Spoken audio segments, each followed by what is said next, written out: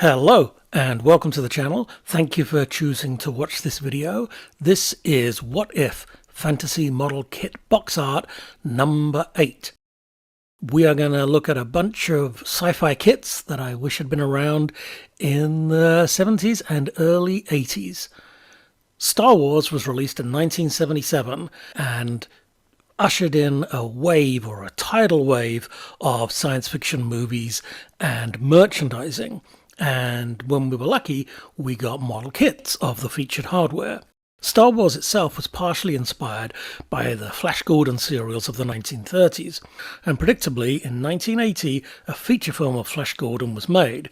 The climax of the film features an attack on Ming's war rocket Ajax by a bunch of Hawkmen and Flash, and this is probably the most memorable bit of hardware in the movie and very much belongs in the world of the original serials. It looks like it's about 170 feet long in real life. You can kind of see the Hawkmen clambering around on it. So in 1:4 scale, which was Airfix's scale of choice for sort of civil aircraft and airliners, bigger planes, it would be about 14 inches or 36 centimeters in length. It's kind of got a gold, bronzy, brassy look to it. Looks a bit kind of grey in others. Again, with all these psychedelic skies, it's a little hard to tell the colour of everything. It'd be great if they did it in that sort of copper, brassy coloured plastic. It'd just be a lot of fun.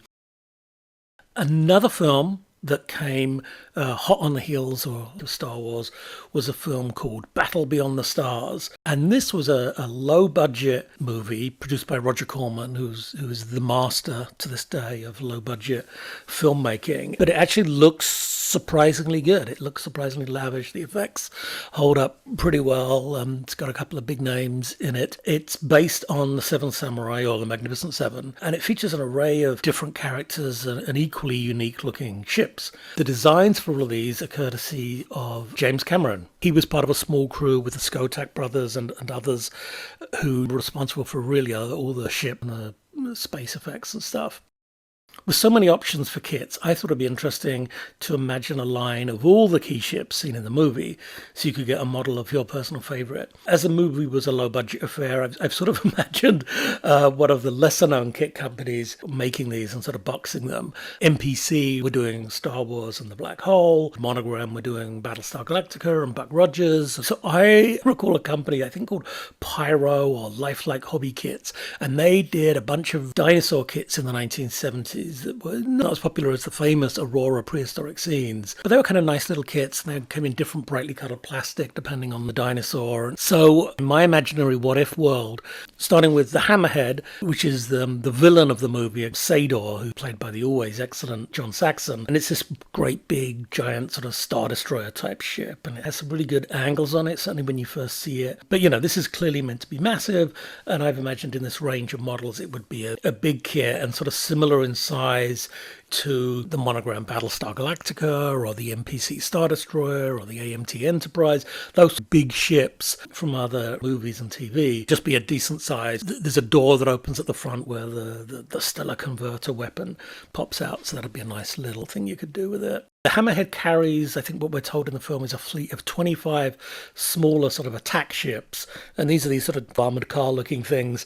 They're not named in the film, so I've called them the Minori Raiders. Sador is the emperor of the Minori Empire or something, I can't quite remember. But anyway, I called it a Minori Raider because the Monogram Cylon ship was called a Cylon Raider. I thought, let's call this a Minori Raider, anything to sort of capitalize on something else's success and make a buck. Roger Corman would be proud. And this would probably be about 10 inches long and probably come in some sort of like tan color plastic.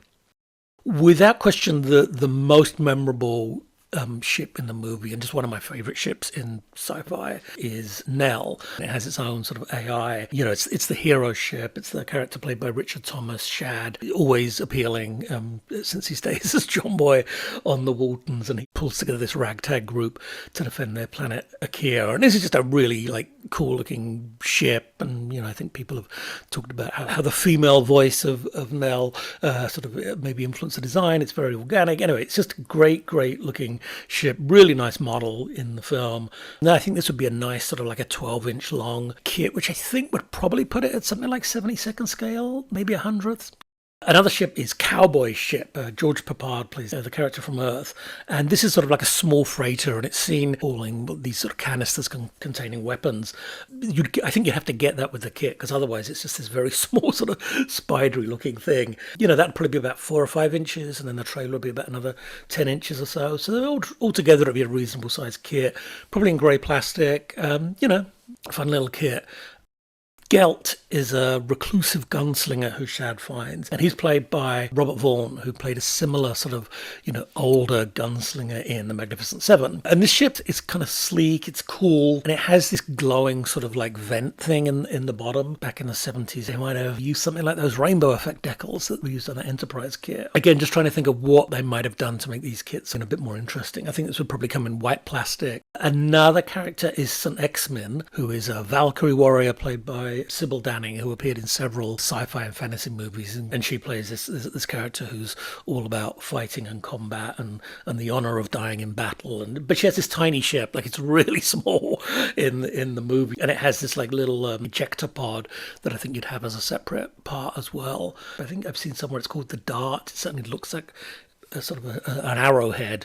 Then we have Cayman's ship. It's one of the larger ships, and it's led by this guy Cayman, who's a sort of lizard-like guy, and he has this strange crew where he has these 2 sort of child-sized, telepathic, non-speaking, non-hearing characters, and he has this other guy who looks kind of like Conan the Barbarian or He-Man, and they sort of join in, and their ship is just very odd-looking. It has this big sort of opening at the front, I think, where they capture one of the other smaller ships at one point in the film, and then what look and sound an awful lot like photon torpedoes from Star Trek out of this sort of fin that sticks out of the bottom. Again, this would come in probably a sort of a rusty brown colour. One of the other ships that I love is the Nestor's ship, and the Nestor are this group of connected telekinetic telepathic aliens, and they're all white, and the ship inside is all white and kind of glowing, sort of semi-transparent glowing neon. Really cool looking sort of flying saucer looking thing. Really different and really alien, and I think does a good job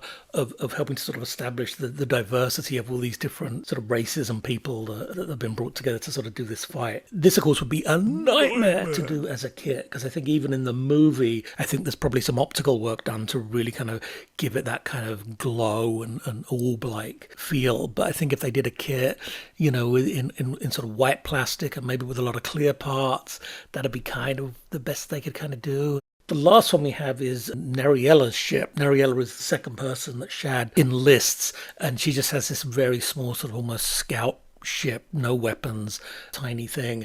And again, I think as a kit, this would probably be done at the same sort of scale as the St. X-Men ship, and maybe be about 6 inches, 8 inches long, maybe 32nd scale. This would be the kit that only completists of the movie would buy. It's kind of like, well, you would have bought all the others first, but this is the one where it's like it doesn't do anything in terms of combat. It doesn't really have any features you could do with it as a kit. Okay, well, I've got the other 6, so I better get the 7th one. But I thought an incentive that they might have come up with, or certainly I came up with my imaginary range, was that if you actually put all the boxes together in the right order, they make up a big epic space battle image, or the images sort of interconnect, which I think would be just a little bit of fun.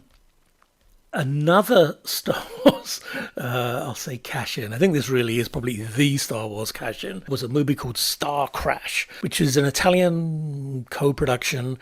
Again, I think Roger Corman was involved. It stars Caroline Munro, who was in a bunch of sci-fi and fantasy films in the 70s. She's in this film, and it's kind of sits somewhere between sort of Barbarella and Star Wars. It's kind of a cult film. I'm trying to think of the best way to describe how it looks. If you've seen one of my videos on kit bashing, and you'll see how inventive visual effects people can be in terms of, detailing out models to make them look really big and functional. Starcrash is not that. And they have kit parts all over these models that are so identifiable. Like, oh look, there's part of an Eagle transporter. Anyway, not to bash on it, because it's well intentioned and it's very colourful. I think I read somewhere that all of the models were actually painted silver and then lit with numerous different colored gels to kind of give them this look. And I tried to sort of represent that in the painting, and they really do use reds and blues, and the star fields are multicolored. They're like kind of Christmas lights. So this is a kit of Stellar Star's ship, or the main ship that she and her comrades use in the film. It's a fun film to watch, and David Hasselhoff's in it, and there's lots of stop motion and spaceships, and Caroline Munro just looks fantastic. Starcrash. What a title.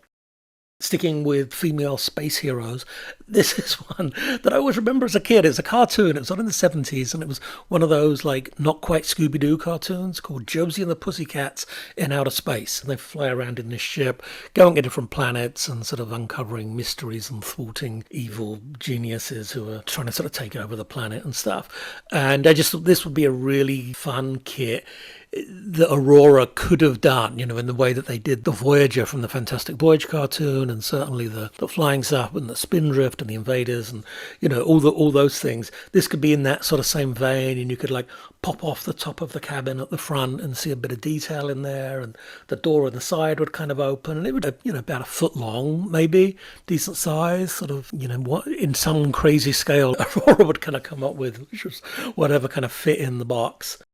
Lastly, I have something a little bit different. I did this poster a long while ago for a sort of what if Hammer film. Now, Hammer Films, a British film company in the 50s, 60s, 70s, who did like great horror films with Peter Cushing and Christopher Lee and Frankenstein, Dracula. I mean, really great films that I think now are finally getting the sort of recognition they deserve. They were garish and they were in colour, so you could see the blood, and you know, they were kind of whatever would sell. And it occurred to me that, wow, wouldn't it have been neat if Hammer had made a film of the gunpowder plot? And I thought they could have really kind of like amped it up. And I just sort of came up with this poster. It just seemed like a fun idea. Sort of with Christopher Lee gets wind of the plan, and Francis Matthews would be Guy Fawkes, Ingrid Pitt or Madeline Smith, but probably Ingrid Pitt would be in there as someone who's aware of, you know, what's going on, and is urging them to sort of not go ahead with it. And Peter Cushing would somehow get wind of it and try and thwart it at the last minute. And of course, because it's Hammer, the poster's covered in flames and explosions and everything, which of course didn't happen. But, you know, they'd find a way to work something like that in just to kind of get the people get their money's worth. Probably anyone watching this who's not from the UK is like, what the heck is he talking about? So that does wrap it up for this video. There will be another one coming shortly. I'm in the process of putting it together now. There will be a bit more down to earth from this one. There's a lot of space here, but hopefully you enjoyed it. If you did, please like, subscribe, comment, check out the website. I am putting some artwork on sale if you're interested in that. Again, go to the website, check that out, and hope you're all doing well, and see you soon. Thanks again for watching. Bye-bye.